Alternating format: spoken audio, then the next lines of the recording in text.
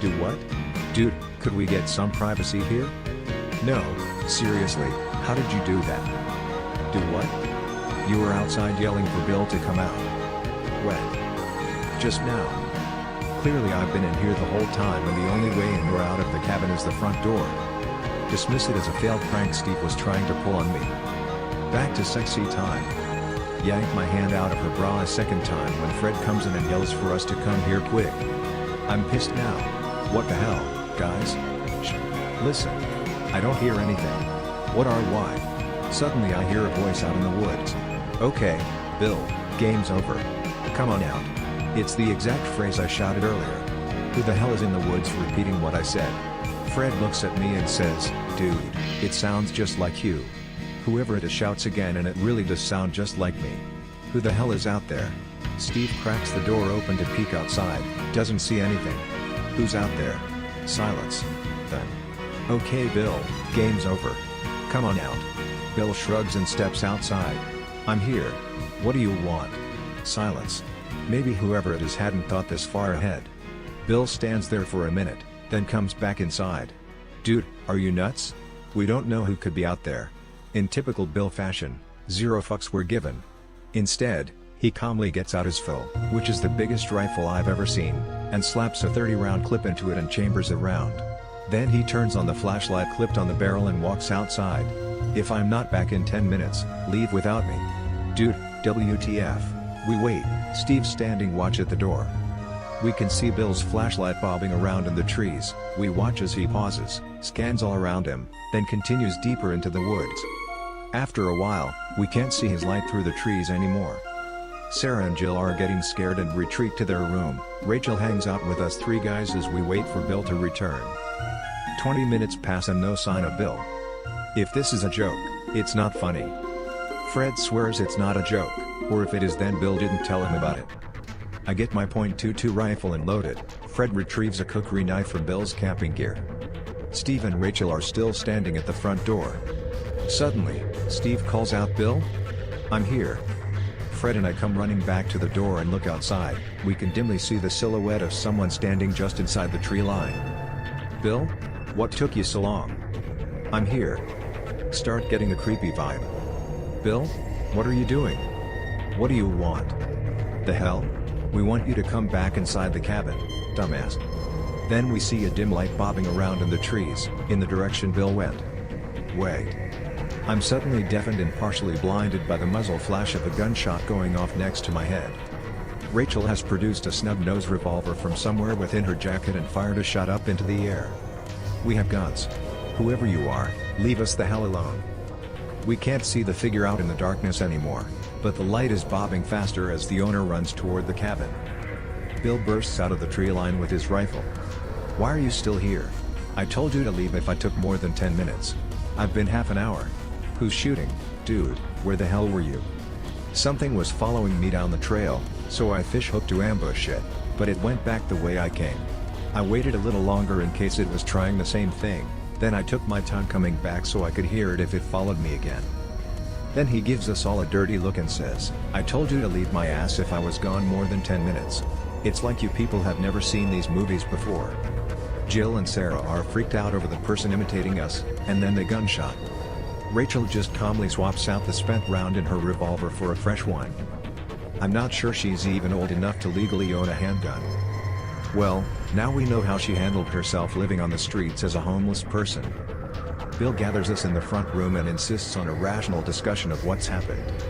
We eventually decide it's someone pranking us and they're just really good at imitating voices, and repeat the same phrases we shouted earlier, and is in the middle of fucking nowhere screwing with some college students.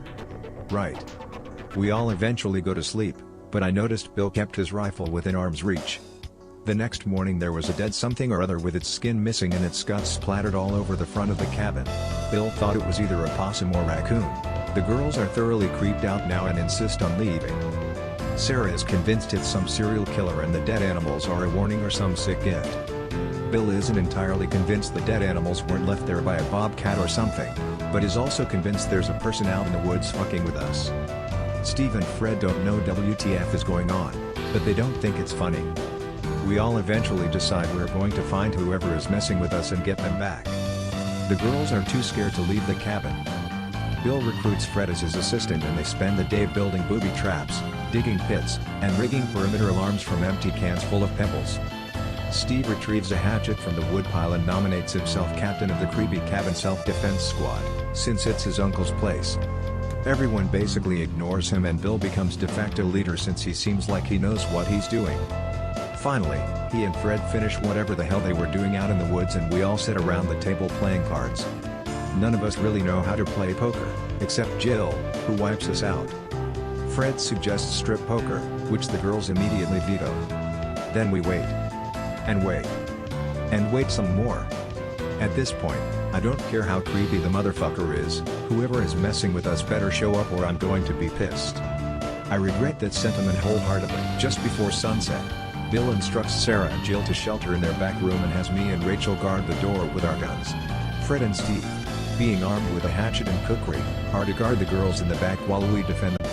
I'll be up in a tree waiting to ambush whoever it is. They'll be expecting us all to be holed up in the cabin. Explain why this is a terrible idea. Bill ignores me and tells us not to shoot unless we know 100% for sure it isn't him. He disappears into the trees. Crazy motherfucker. Jill is insisting we all just go home, sensible, and keeps asking how we know Bill isn't just an idiot who's making shit up to look good. Fred insists he knows what he's doing. We hear a rattle from one of our perimeter alarms. I crack the door open. I can't see anything outside. Who's out there? Come on out. It's my voice again. Who the hell are you? Come out where I can see you. I'm here. Bill's phrase, but my voice still. I'm seriously creeped out now. Come out where I can see you. I'm here. Come on out. Against my better judgment, I step outside the door and shine my flashlight at the trees. There's someone standing in the tree line with their back toward us. They're dressed the same as Bill, but they look filthy and its hair is longer. Who the hell are you? No response. Turn around so I can see you. Still nothing, it just stood there. I have a gun. I'll shoot if you don't turn around. It didn't say anything, but whoever or whatever it was started convulsing, like it was laughing hysterically, but there was no sound. You better leave us alone. This is our property. You better get out of here. It was still standing there with its back to us, but now it was jittering like. It's hard to describe, but it's like it was under a strobe light or something. I take a step forward, keeping the flashlight in my .22 aimed at it. Do you hear me? I was debating what to do next and wondering where the hell Bill was, when I smelled that stench again. It was so sudden and so foul, it was like being hit in the face with a brick. I gagged at the stink of a dead animal decomposing in raw sewage and mold and my eyes watered. I looked back at the cabin at the others and Rachel and Steve both shouted in shock. I spun around and the whatever it was suddenly much closer, halfway between the tree line and cabin, with its back still toward us. I scrambled backwards toward the cabin. I will never forget what happened next. Fred holds the kukri over his head in a two-handed grip and, no shit, screams banzai. Charges out of the cabin toward the creepy strobe light person. No wonder he gets along so well with Bill, they're both crazy motherfuckers. Fred runs past me, then immediately trips over a piece of stray firewood and face plants into the dirt, dropping his big-ass knife. The person is convulsing like something is crawling around under its skin and clothes. Rachel is shouting for us to get back inside the cabin and waving her revolver around, and suddenly the night is shattered by a deafening boom. The creeper freezes motionless. Boom. Boom. Even louder than the gunshots is an ear-splitting shriek. If a banshee and a cougar were slowly lowered into a wood chipper, it wouldn't sound half as loud or disturbing as whatever the hell this scream was. The creepy person vanishes like they were never there. Bill sprints into view, switches on the flashlight on his rifle, and scans the tree line. I told you idiots to stay in the cabin. After some shouting back and forth, Bill and Fred investigate outside while the rest of us go back in the cabin. They find some blood where the thing had been standing. Or at least they think it's blood, because it's pitch black. They can't find any footprints anywhere, and other than the alarm that was shaken when it first appeared, none of the booby traps were tripped. They come back inside the cabin and the rest of us have decided fuck this, we're getting the hell out of Dodge. Bill calmly loads 3 rounds into his magazine to replace the ones he shot and asks if we really want to load our stuff into the van in the dark with that thing out there. Good point. We all pack our shit anyway so we can leave at first light. Everyone is too keyed up to sleep and sits up. The stench returns, that dead animal and burning copper smell. What the hell is that smell? Do you think it's the thing? Probably, but we didn't smell it earlier when it was. Thud. Something just smacked into the wall of the cabin. Dead silence as we all grasp weapons, makeshift or otherwise, and nervously listen. After a long moment, something thuds against the wall again. We don't move a muscle. Something began scratching at the door, like slowly dragging your nails down the length of the door, then starting again after reaching the bottom. Who's there? I'm here. Come on out. It was Steve's voice this time, and he paled visibly when he heard it. Fuck you. Who are you? What do you want? Game's over. Come on out. That's when Rachel fired a shot through the door. Despite the ringing in my ears, I could hear what sounded like the world's nastiest cat fight as something screeched, hissed, spat, and slammed into the door repeatedly. She fired a second shot and the noise stopped. After a long, uncomfortable silence, we heard the screeching again, but far off in the woods. Bill opened the door and told everyone, get your shit in the van, we're leaving. As we started throwing shit into the van, I noticed Bill had disappeared around the side of the cabin that the thumps on the wall had come from. I tossed the last of my stuff in the van, then followed. We found out what had thumped against the wall. There were 2 splotches of blood on the side of the cabin, and underneath each was half of a full-grown deer. Oh fuck. It ripped a deer in half and threw the halves at the cabin. Bill tells me not to say anything about it because it'll scare the girls. I'm pretty sure they're already scared, dude. We rejoin the others as they make one last trip inside the cabin for the last of our stuff. Bill grabs me by the shoulder.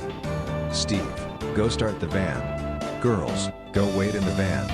We'll get everything else. The girls made no argument and got in the van with Steve, leaving Bill, Fred, and me in the cabin. That's almost everything. Fred, you go check the back and make sure we have everything. Then Bill physically pulled me and Fred out of the cabin while we gave him a WTF look. And then I saw someone else in the back of the cabin, wearing filthy clothes like Bill's, packing things up. Oh fuck, it was in the cabin with us. Bill quietly pulled us out of the cabin, and I pointed my rifle at it. I heard a pop like a firecracker going off and something smacked me in the leg. I looked down at my feet and saw. Is that a fucking grenade spoon? I looked up just in time to see Bill pull the pin from a second grenade, one of those big smoke grenade types, release the spoon with a pop, and throw it into the cabin. Then he shut the door and locked the handle and the deadbolt with Steve's keys and stepped back. He looked at me and calmly said, "Thermite. Any second now." Then he pointed his rifle at the cabin and waited. Steve got out of the van. Suddenly, we heard that ungodly screeching again, this time from inside the cabin. It was like someone was electrocuting a burlap sack full of angry lynxes who all had their balls in a vice. Bill calmly explains to Steve that he had just set the cabin on fire with fucking homemade thermite grenades he'd brought along on a camping trip for reasons that made sense only to Bill. What the fuck, man? You set fire to my uncle's cabin? Hey, my risk set is still in there too.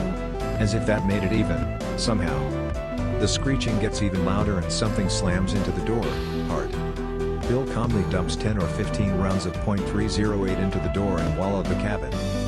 The inhuman shrieks get even louder, smoke starts pouring from under the door and we can see an orange glow through the bullet holes. Can we leave now? Nah. Bill casually responds. Need to make sure we don't burn the forest down too. Dude, fuck the forest. We can burn the whole state to the ground, it kills that thing and anything else like it. Also, I kinda wanna shoot